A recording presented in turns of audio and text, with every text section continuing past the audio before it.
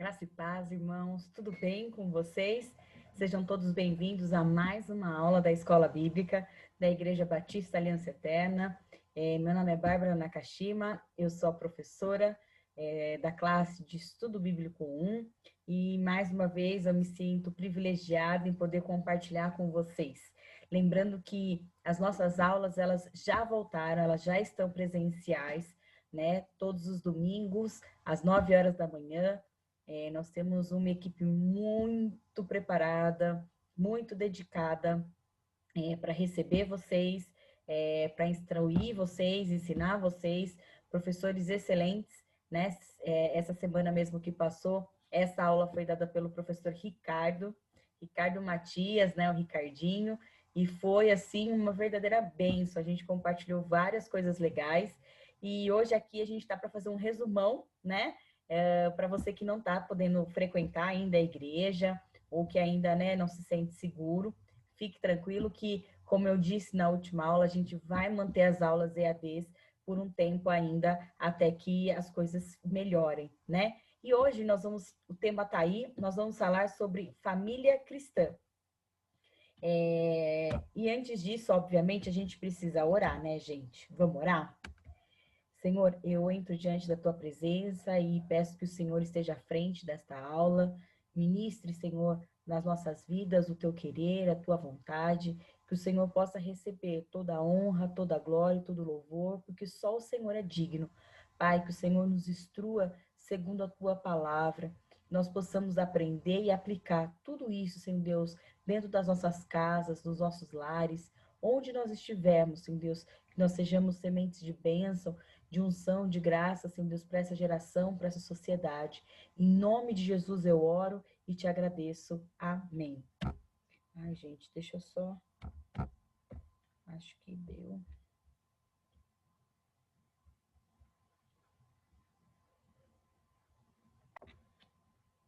Bom, vamos lá. Então, o tema de hoje, como eu havia comentado, é família cristã, né? E parece muito bobo, né, o nosso tema, mas na verdade, gente, como eu coloquei aí, né, a família hoje é a base da sociedade, né? E a família é a base da igreja. A igreja ela é composta por indivíduos dentro de uma família. E a ideia é que todas as nossas famílias juntas, reunidas, possam adorar a Deus, né? Eu coloco aí que é a célula máter, né? A primeira, é a base da sociedade e é real, né, gente? E o que a gente tem percebido é que ela tem sido duramente atacada, ameaçada e muitas vezes destruída por várias coisas que a sociedade apresenta hoje, né? São várias ideias contrárias à palavra de Deus, são a violência, a droga, vários momentos em que a gente se vê um pouco perdido de como criar, como educar, como instruir o filho, né? Eu tenho comentado com algumas amigas como deve ser difícil ser pai, mãe, né? Como é uma responsabilidade você educar, instruir um filho nos caminhos do Senhor, né? Como a palavra nos ensina. E não é para desencorajar ninguém a ser pai e mãe, né? Mas é saber que nós temos um manual muito legal, muito importante, que nos dá ferramentas e base para criar filhos, que é a palavra de Deus, né? E vamos continuar aqui, ó. Porque a ideia é que as nossas famílias elas sejam fortalecidas pela palavra de Deus, né? Sejam famílias saradas, curadas, famílias que consigam ser a base mesmo da igreja e ser a base da sociedade, tá? Famílias fortes produzem igrejas fortes, produz uma sociedade forte, uma sociedade que não se corrompe, uma sociedade íntegra, que é o que a gente necessita hoje, né? E eu coloco aí esse Salmo 127:1, que diz assim: se o Senhor não edificar a casa, em vão trabalham os que edificam. Se o Senhor não guardar a cidade, em vão vigia a sentinela. O que eu estou querendo dizer aqui? É que, na verdade, gente, todas as coisas acontecem porque o Senhor assim determina, né?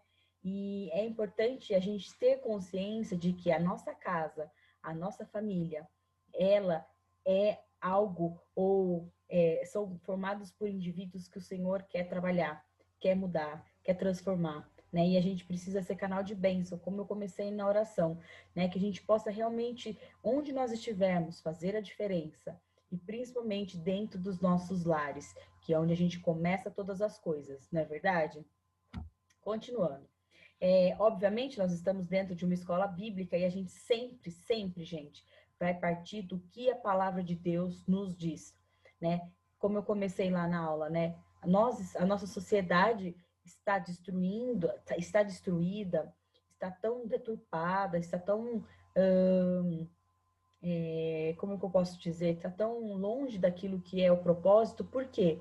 Porque nós nos distanciamos daquilo que a palavra nos ensina, né? Nós nos distanciamos daquilo que é bom, daquilo que é verdadeiro, daquilo que realmente nos liberta, né? Não nos escraviza, que é a palavra de Deus. E é através dela que nós sabemos o que o Senhor quer das nossas vidas. E uma das coisas que o Senhor nos mostra através da sua palavra é que a família, ela se inicia com o casamento, com o lar, com a união de duas pessoas, né? Homem e mulher se unem, tem o casamento e aquilo ali já é o princípio de bênção na vida das pessoas, o casamento. Eu até pedi para o Ri dar essa aula para gente, porque o Ri, além de tudo, ele e a Raquel são líderes de pais para toda a vida, né? Então são pessoas que a gente pode realmente se inspirar para criar os filhos e receber orientações, né? Foram treinados para isso. E o Ri também, eu participei de todo o namoro, a parte de casamento do Ri, sou madrinha, né, do Ri, da Raquel, e a gente percebe que a família ali iniciada naquele momento do casamento, ela é fundamental para os planos que o Senhor tem para a sociedade de hoje, para que a gente viva uma sociedade bem próxima de Deus, né? Uma sociedade que vive os princípios estabelecidos pelo Senhor, não adquiridos por outros, né? Mas pelo Senhor mesmo, tá? E a gente vê que o Senhor estabelece alguns princípios dentro da tua palavra. O primeiro princípio que eu abordo aí é o princípio da exclusividade. O que significa isso, tá, gente? É que o casamento, ele é para pessoas que estão exclusivas. Em que sentido?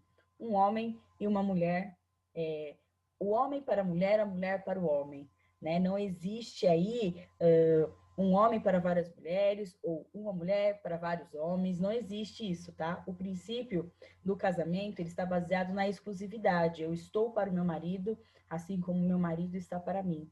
Né? Não existe isso aí, não, tá? Por mais que a gente fique evidenciado na palavra de Deus, a poligamia, né, numa prática da época anterior a Jesus, inclusive, Davi teve muitas mulheres, Salomão teve muitas mulheres, mas você percebe que havia um outro contexto na situação, né, gente?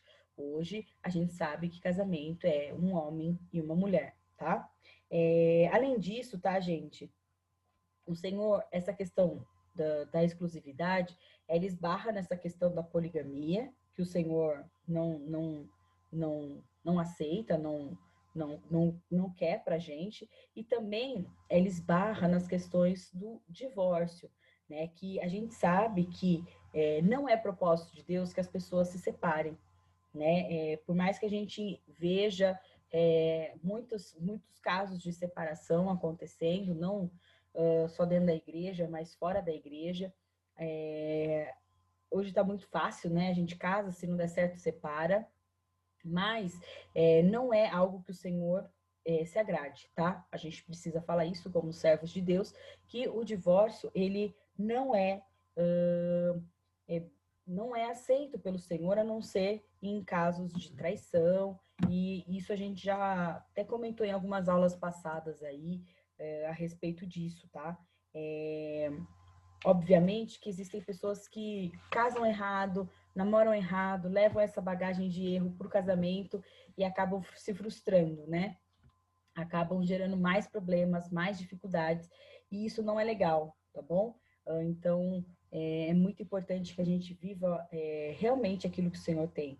e lute pelo casamento. Por mais que ele seja difícil, né? Eu não sou casada, não tenho essa propriedade para falar, mas o que eu ouço de relatos é que sim, o casamento ele é muito diferente de um namoro, ele é muito diferente de tudo. Por quê?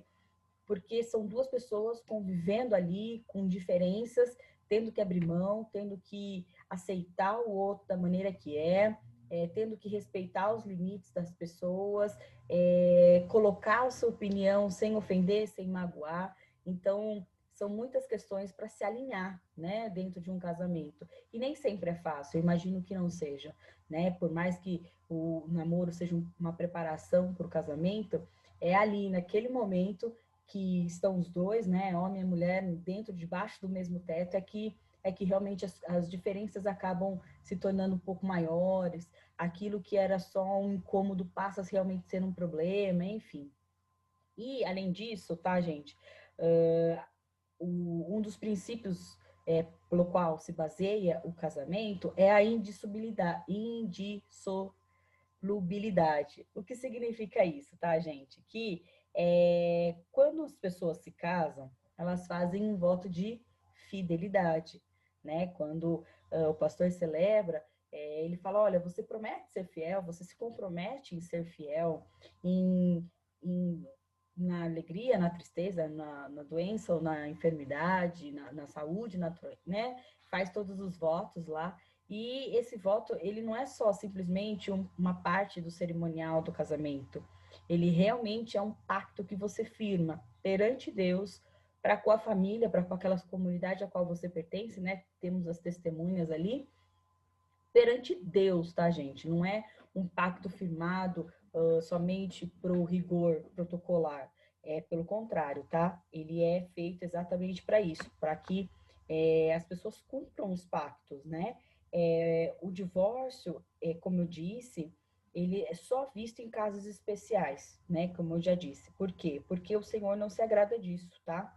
E ele mesmo diz que aquilo que, né, a palavra de Deus diz, aquilo que Deus uniu, o homem não pode separar, né? Então, é muito importante que a gente entenda e partilhe dessa visão, partilhe desse princípio, né? De que nós precisamos sim lutar pelos casamentos, lutar pelas famílias, tá, gente? Porque hoje, como eu disse, está muito fácil, né? Como tá, casa e depois não dá certo, não, as pessoas não querem nem tentar fazer dar certo, vão lá, acabam o casamento, da mesma forma que começam, né? Super rápido, super, cada um vai para o seu lado, vai lá no juiz, o juiz assina e acabou. E não é isso que a gente quer, né? Uma sociedade curada, uma sociedade sarada, uma sociedade íntegra passa pela base que é a família, tá bom? Além disso, o casamento, obviamente, ele está baseado, tá, no princípio do amor, tá, gente? É, o Ricardinho comentou isso, eu também acho isso, tá? Que o amor, a gente pode comparar a argamassa de uma obra, de uma construção, né? Então, se a gente está construindo ali a nossa casa, o nosso lar, o amor é o que une todas as coisas, né? Se a gente está lá colocando os tijolos na nossa casa, o amor é a argamassa que vai fazer ficar tudo firme, tudo estabilizado. E a gente sabe que onde há amor, há respeito, onde há amor, há ajuda, né? A colaboração, a respeito das partes, né? Você vai querer, Pastor Semolini falava bastante isso, né? Que a gente tem que casar para fazer o outro feliz. Porque quando a gente se importa com a alegria, com a felicidade, né, com as realizações do outro, isso também nos torna pessoas felizes. Então, ambos ficam felizes, né? Então, isso é necessário amar. E, obviamente, né, gente, não é esse sentimento que a gente fala, essa coisa, ai meu Deus, o amor, a paixão, não. O pastor Júnior também fala isso, né? O amor não é esse sentimento. O amor é uma escolha, uma decisão. Então, até o Ri falou isso, né? Todos os dias eu acordo e falo, hoje eu vou amar minha esposa mais do que eu amei ontem. Hoje eu vou amar o meu filho mais do que eu amei ontem, né? Eu vou respeitar mais do que eu respeitei ontem. E isso é diário, né? Se vocês querem, se nós queremos um lar edificado, um lar abençoado, ele passa pelo amor. O amor é essa decisão de lutar, de compreender, de abrir mão, de se impor quando é necessário, né? De respeitar todas as pessoas ali dentro. Isso é muito importante. Vocês estão entendendo? Vamos continuar. Por quê? Porque a Bíblia, ela é tão maravilhosa, tá, gente? Por quê? Porque ela fala também a respeito dos deveres que cada um tem nesse contexto familiar aí. Então, por exemplo, deveres do marido. Maridos, prestem atenção. Ó, vocês têm o dever de amar as esposas de vocês. Olha a responsabilidade. E não é qualquer amor aí não, viu? Abre aí, Efésios. Deixa eu abrir aqui o meu também. Efésios 5, versículo 25. Olha só. Vós, maridos, amai vossas mulheres, como também Cristo amou a igreja e a si mesmo se entregou por ela. Olha o tamanho do amor que você deve amar a sua esposa, como Cristo amou a igreja.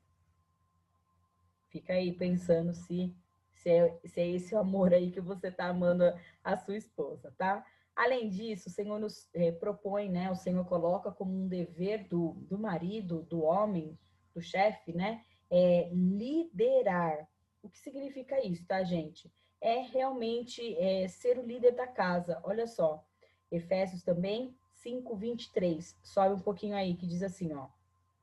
Porque o marido é a cabeça da mulher, como também Cristo é a cabeça da igreja, sendo ele o próprio o salvador do corpo.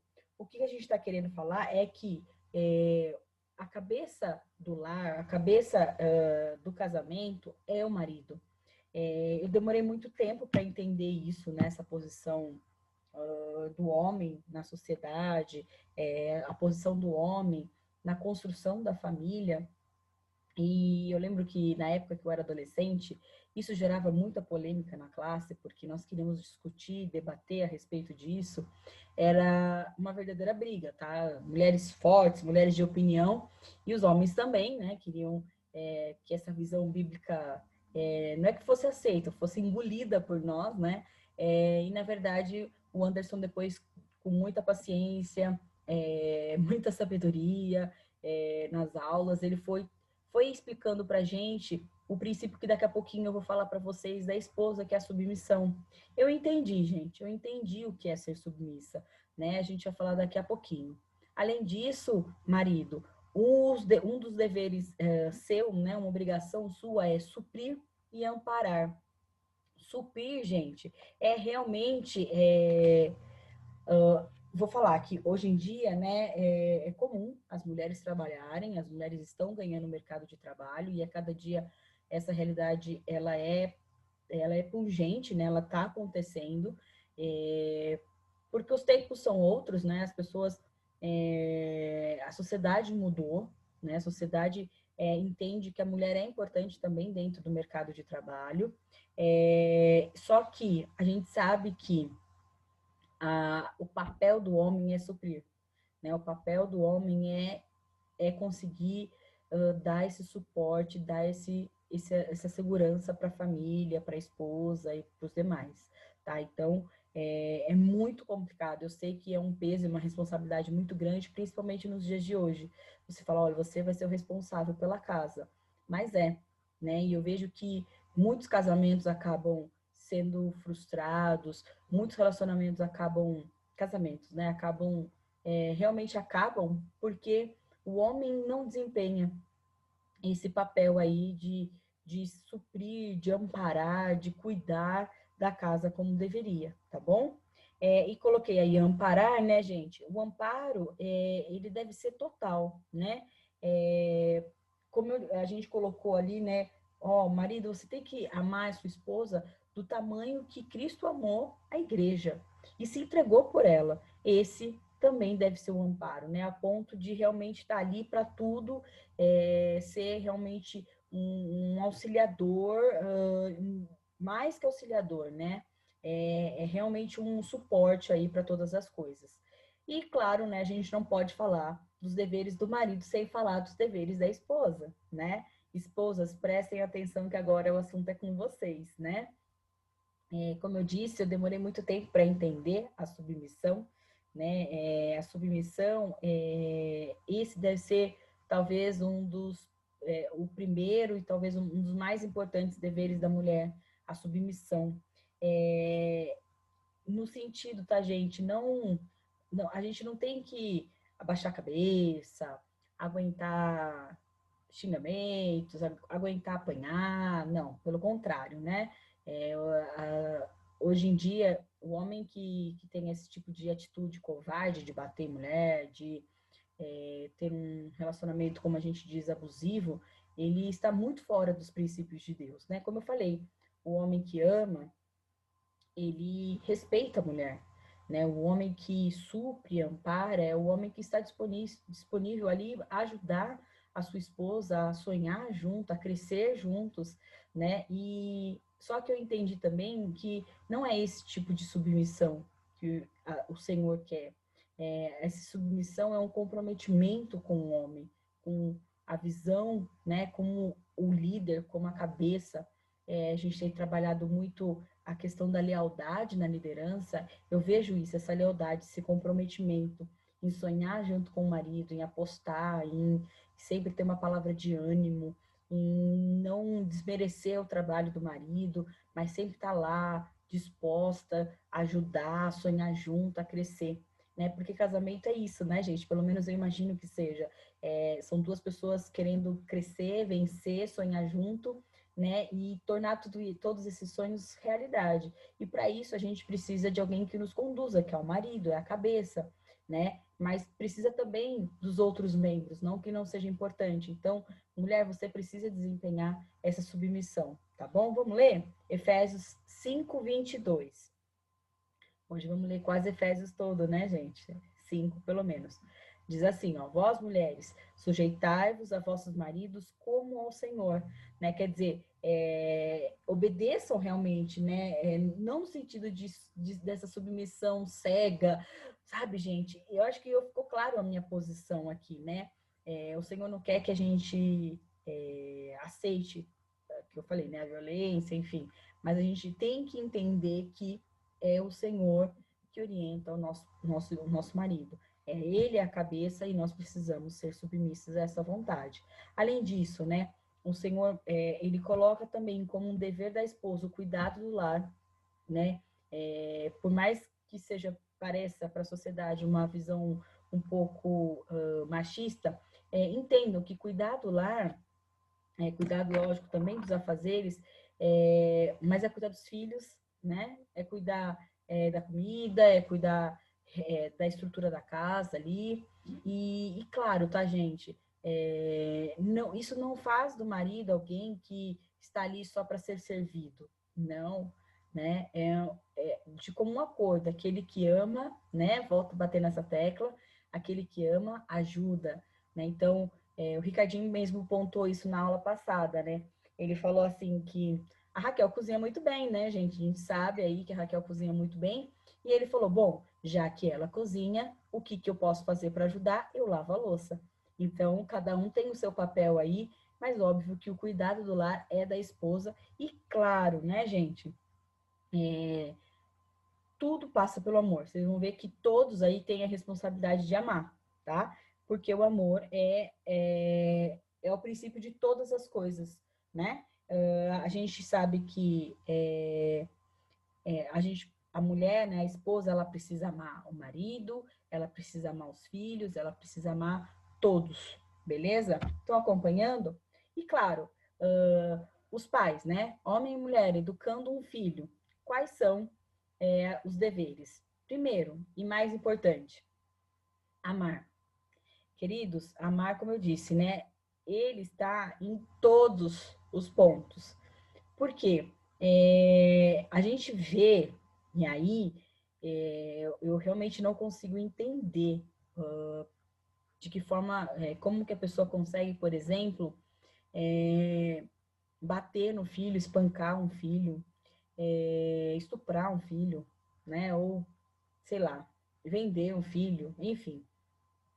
Nem é bom ficar falando desses casos, porque realmente choca a nossa sociedade tamanho distanciamento que nós estamos da palavra de Deus, com aquilo que o Senhor tem para as nossas vidas. Só que isso por quê, gente? Isso foi predito, né, na palavra de Deus, que o amor de muitos, o que aconteceria? Esfriaria.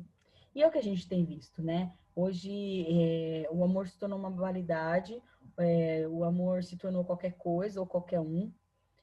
O que a gente não pode é deixar de educar os nossos filhos com o princípio do amor, né? Eu educo para que ele seja melhor. Eu educo porque eu sei que lá para frente ele vai colher frutos dessa minha dureza aqui, né? E claro, né? Eu coloquei aí como dever, porque a própria palavra de Deus instrui isso, né? É que os deveres, um dos deveres, como eu pontuei lá no começo da aula, mais difíceis para os pais, né? É criar um filho. E criar, gente, está no papel desempenhar de instruir, quer dizer, orientar, né, esclarecer. Eu tô com o Lorenzo tem 3 anos, o Lorenzo é meu afilhado, né, gente? E o Lorenzo está na fase dos porquês. Por quê? Por que isso? Por que isso? Né? É muito curioso, muito esperto também. Então, ele está nessa fase dos porquês, o que é, como funciona. E é nessa hora que a gente precisa fazer o quê? Orientar. Então, eu vejo, né, a Carla, o César, e toda a família ali super dedicada em suprir essa necessidade de instruir, de orientá-lo, de esclarecer as dúvidas, de tudo, né? Para quê? Para que a criança cresça sabendo das coisas. A gente sabe tudo? Não, né? Mas para isso existe fontes que a gente possa pesquisar. E essa instrução, tá, gente? É ensinar mesmo. Ela e ela passa também, e aí é uma bronca aí que vou dar nos pais, tá, gente? Passa principalmente na instrução bíblica, no caminho correto que se deve andar, né? E aí fica aí a dica, gente, nós temos escola bíblica infantil, né? Nós temos uma classe preparada para receber a sua criança, os juniores, os adolescentes, os jovens. Então, por favor, fiquem à vontade de levar, como eu disse, domingo, 9 horas da manhã, né? Essa criança, ela precisa ouvir qual é o verdadeiro caminho, para que, quando ela crescer, como a palavra diz, fazer o quê? Ela não vai fazer o quê? Ela não vai se desviar, né? Eu lembro que teve uma época com muitas crianças na igreja, né? Então, as crianças acabam correndo, né, gente? Óbvio, criança não tem essa questão de parar, assistir, enfim, o culto. E o pastor Júnior falou assim, gente, eu não ligo das crianças, eu prefiro que elas estejam aqui, porque elas estão aqui dentro, né? Elas estão minimamente ouvindo, vendo, louvando junto com a gente. E lugar de criança é sim dentro de uma escola bíblica, é sim dentro da igreja. Então eu encorajo você a realmente ir, levantar cedo. Eu sei que é difícil, gente, acordar domingo de manhã, mas é importante, porque eu sei quantas bênçãos pessoas, famílias, pais têm colhido de serem obedientes com relação à palavra de Deus, de levar as crianças na igreja, tá? Olha para a atual liderança aí da igreja, eu vou dizer que uns 60% dos líderes são frutos de escola bíblica, né? São frutos de pais que se comprometeram em estar na igreja, em levar a criança. Não é fácil, né? Mas é importante. E claro, tá, gente? A disciplina, disciplinar a criança. A criança sabe o que é certo e o que é errado. A criança sabe, ela entende minimamente o que é bom, o que não é. Né? O que a gente precisa é realmente colocar limites, impor limites para as crianças, porque senão, né, a criança fica sem qualquer controle, né? Obviamente que existem métodos, metodologias para se colocar disciplina, e é importante, porque o próprio Senhor nos coloca a questão da disciplina, né? Mas eu vejo também a disciplina, obviamente, né, evitar os excessos de, de violência, o excesso né, de ira e tal. É corrigir em amor. Corrigir porque você pensa no melhor para o seu filho mais para frente, tá? Então, isso é dever dos pais. E, claro, se existe dever do pai, existe também o dever dos filhos, os deveres dos filhos. E aí, você como filho precisa amar e honrar os seus pais. Vamos ver? 1 Timóteo 5, 4. Vamos ler? Mas se alguma viúva tiver filhos ou netos, aprendam primeiro a exercer piedade para com a sua própria família e a recompensar seus pais, porque isso é bom e agradável diante de Deus. Corre para o versículo 8. Mas se alguém não tem cuidado dos seus, e principalmente dos da sua família, negou a fé e é pior do que o infiel. O que está querendo dizer aqui, tá, gente, é que a palavra de Deus, ela nos estabelece esse princípio de amar e honrar os nossos pais. E amar e honrar os nossos pais passa por essa questão do cuidado, né? De como a gente cuida dos nossos pais, como a gente exerce esse cuidado, como a gente exerce esse amor. Sim, supre, através, por exemplo, do suprimento de financeiro, pode ser, mas é atenção, é carinho, sabe? Por exemplo, eu vou dar um exemplo, tá, gente? Isso dentro da minha casa, dentro da minha família. Minha avó é a pessoa que gosta de comer besteira, né? Dona Josi come uma besteirinha e ela gosta de comer besteirinha. Você coloca um prato de arroz e feijão, por mais que seja o melhor arroz e feijão, que é o dela, inclusive, ela não come. Mas se você vai lá e leva um lanche, um Big Mac, ela vai comer, né? Se você leva coxinha, se você leva salgadinho da Sil, por exemplo, ela vai comer. Ela sabe o que é, o que é gostoso, né? Então, vira e mexe, minha mãe, sabendo que ela gosta dessas coisinhas, não todos os dias, né? Mas de forma temporária, assim, né? De tempos em tempos, minha mãe vai lá e leva esse miminho para ela, né? Então, o que é isso, tá, gente? Esse mimo, como eu falei, né? É um mimo, é agradar, é honrar, é amar, é retribuir todo o sacrifício, tudo que eles já fizeram por nós, né? Eu lembro que todas as vezes que minha mãe pediu para eu ficar com meu pai, eu sempre fiquei. Por quê? Porque primeiro que eram uns momentos gostosos, momentos que a gente trocava oração e ficava junto, lendo, ouvindo música, vendo filmes e tal, mas também porque era o mínimo que eu podia fazer. Devolver todo o amor, toda a atenção, todo o carinho, todo o cuidado que eles tiveram com a gente, né? Então, isso, gente, é princípio básico e também, tá, gente? Esse princípio de amar e honrar os pais são princípios que nos tem promessa para quem honrar pai e mãe, que é a promessa de uma vida longa, né? E quem aí não quer viver, né? Bastante. Então tem que fazer o quê? Amar e honrar os pais, tá bom? É, o que a gente diz é que quando os nossos pais começam a envelhecer, a gente precisa o quê, tá, gente? Promover o bem-estar desses pais, né? Dessa mãe, desse pai. E isso, por exemplo, levando um salgado, levando um Big Mac, a cada tempo ela sentir que ela é querida, ela é importante, entendeu? Né? Promover sim o bem-estar dela, porque ela não come, ela come só as besteirinhas, né? Que nem deve comer muito, né? Ela não come, não. E claro, né, gente? Todo filho precisa obedecer, né?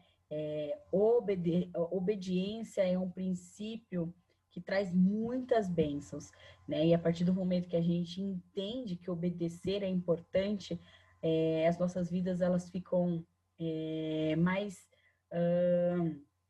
eu vou colocar assim, a posição de a gente tenta agradar mais a Deus, porque primeiro a gente deve obediência ao Senhor e depois aos nossos pais, né? Vamos ler Efésios, Efésios, capítulo 6, versículo 1 ao 3, que diz assim, ó: Vós, filhos, Sede desobedientes a vossos pais no Senhor, porque isto é justo. Honra o teu pai e tua mãe, que é o primeiro mandamento com promessa, como eu disse, né? Honrar o pai e a mãe, amar o pai e a mãe é o primeiro princípio, né? Para que te vá bem e que vivas muito tempo sobre a terra.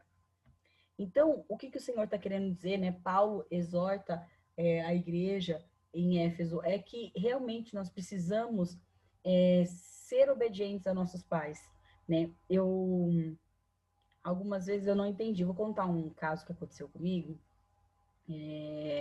Eu estudava, né? Fazia colégio e eu sempre queria sair com o pessoal da escola.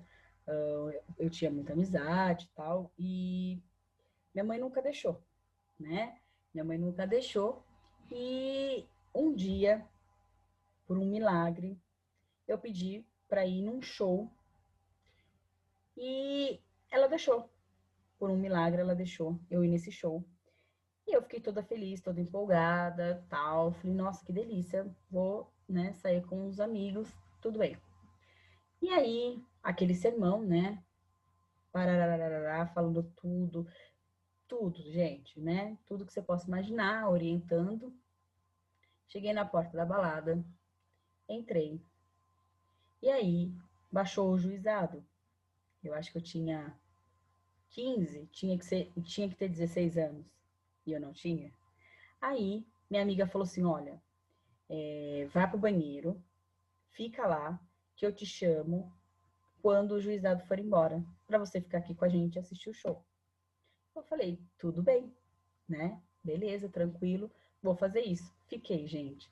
Sem brincadeira, do começo, né? Porque foi tipo, a gente entrou no lugar, a gente já foi pro banheiro, foi muito rápido. E eu fiquei lá, acho que 1 hora e pouquinho, até o momento que eu falei, meu, eu não vim pra balada pra ficar no banheiro, né? Eu não vim pra balada pra não assistir o show, né? Eu não vou sair enquanto o juizado não for embora. E, enfim, não assisti o show, não fiquei na balada, liguei na hora para minha mãe foi me buscar, e aí eu entendi, né, que ali ele não era o meu lugar, ali não era para mim. E eu passei a ouvir mais a minha mãe com relação a isso, né? Mas eu também não fui desobediente nesse sentido, eu pedi, e ela que me levou, né? Mas ela já sabia que aquele lugar não era para mim, né? Então, se eu teria evitado esse constrangimento, teria evitado gastar dinheiro, em marmico, né? Fiquei lá no banheiro da balada. Enfim, gente, vamos continuar. Para a gente caminhar para a nossa conclusão, vocês perceberam que a gente falou bastante de dever, né? O papel do homem, o papel da mulher, da família, o papel dos pais, o papel dos filhos. E sabe o que é legal? A nossa igreja, ela conta, gente, com muitos cursos, né? Uma rede de cursos com líderes super preparados, super bem treinados, né? Para nos orientar. De que forma? Gente, não sei criar meu filho. Nós temos curso. Gente, eu não sei como desempenhar meu papel de marido. Procura os cursos, né? Nós temos hombridade aí que vai te orientar. Aí eu, como uma mulher casada, qual é o meu papel, né? Temos aí a mulher única, ou você, mulher que quer fazer esse curso, faça, porque é realmente uma bênção. E tantos outros, tá? Até guia profissional, o que eu vou fazer? Você tem um adolescente aí, não sabe que faculdade que vai fazer? É super interessante ver como o Senhor cuida, orienta através da palavra dele, né? Então, você que aí tá percebendo que as coisas não estão indo bem dentro da tua casa, na tua família, procure a igreja, procure os líderes, procure o pastor, procure pessoas que vão te ajudar através da palavra de Deus a desempenhar esse papel, porque o que a gente precisa, gente?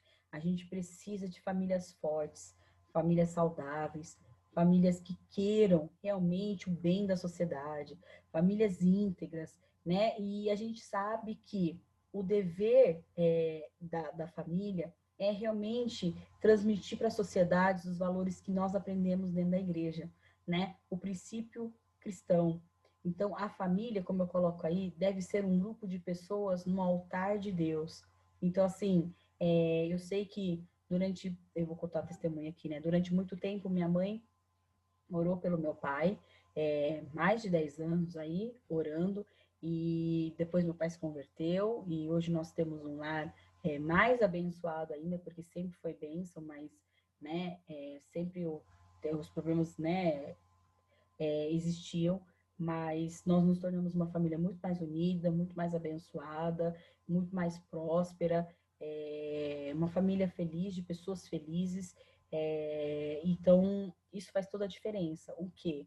A nossa família está no altar, a nossa família está dentro da igreja, né? Cada um desempenhando o seu papel de forma poderosa, de forma ativa, de forma consciente dessa importância, né, da mãe, do pai, dos filhos, e cada um empenhado em fazer aquilo que agrada ao Senhor, aquilo que é bom, né, porque naturalmente isso vai ser transmitido para a sociedade.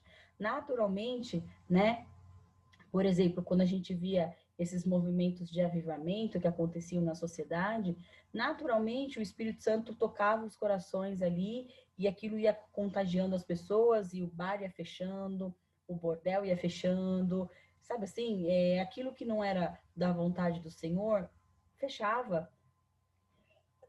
Ninguém entendia muito bem como isso acontecia, mas era poder de Deus ali emanado para aquela sociedade, né? Então, as famílias, elas precisam realmente ser um grupo de pessoas dedicadas à obra de Deus, né? E essa obra, ela começa dentro da nossa casa, dentro do nosso lar, tá bom?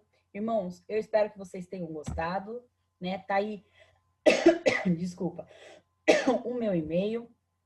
Eu falo muito, tá, gente? Minha garganta vai secando, não é Covid, graças a Deus. Fica aí meu e-mail. Se você tiver dúvida, nos procure na igreja, nos procure aí nas redes sociais e que você tenha uma vida, uma família, uma casa, um lar edificado sobre a rocha, que é Cristo, que Ele possa mudar, transformar, nos orientar, para que a gente viva aquilo que Ele deseja das nossas vidas, amém? Eu agradeço a presença de todos, o carinho, e nós vamos orar para encerrar, amém? Senhor, nós entramos diante da tua presença e nós queremos te agradecer por tudo que o Senhor faz, fez e certamente fará nas nossas vidas. Senhor, eu coloco cada família da nossa igreja diante do teu altar, a família do pastor Júnior, a família do pastor Reginaldo, todos eles, Senhor Deus, que eles possam sentir a tua presença, a tua graça.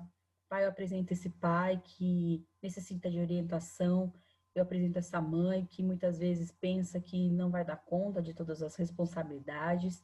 Eu apresento esse filho, Senhor Deus, que passa por um momento de rebeldia. Eu apresento essa criança, Pai. Eu apresento todos, que o Senhor possa verdadeiramente nos orientar, porque nós queremos não ter um lar de pessoas vazias, pessoas que não impactam essa sociedade, Senhor, mas nós fomos chamados. E quando eu digo nós somos chamados, as nossas famílias foram chamadas para impactar a nossa geração, Senhor, para fazer mudança na sociedade, onde nós estivermos, que o Senhor possa nos orientar, que possamos ter a submissão, Senhor Deus, de entender a tua vontade, de mudar as nossas atitudes, para que as nossas famílias sejam verdadeiros lugares em que as pessoas encontrem o Senhor, Pai. Que as pessoas vejam em nós a diferença, a mudança, vejam em nós uma palavra de esperança, porque nós não falaremos as nossas palavras, mas as suas, Senhor. E a tua palavra é que verdadeiramente liberta, é a tua palavra que nos santifica. E nós queremos ser essas pessoas, Senhor Deus. Muda as nossas vidas, muda os nossos lares, muda a nossa casa. Nós te agradecemos, Senhor Deus, pela oportunidade, por tudo que o Senhor faz. Nós te agradecemos de verdade, Senhor. Opere em nós grandes milagres, grandes maravilhas, para que nós sejamos as suas testemunhas reais da eficiência desse teu amor, da eficácia desse teu poder, Pai. Eu oro e te agradeço em nome de Jesus. Amém. Queridos, obrigada. Deus abençoe.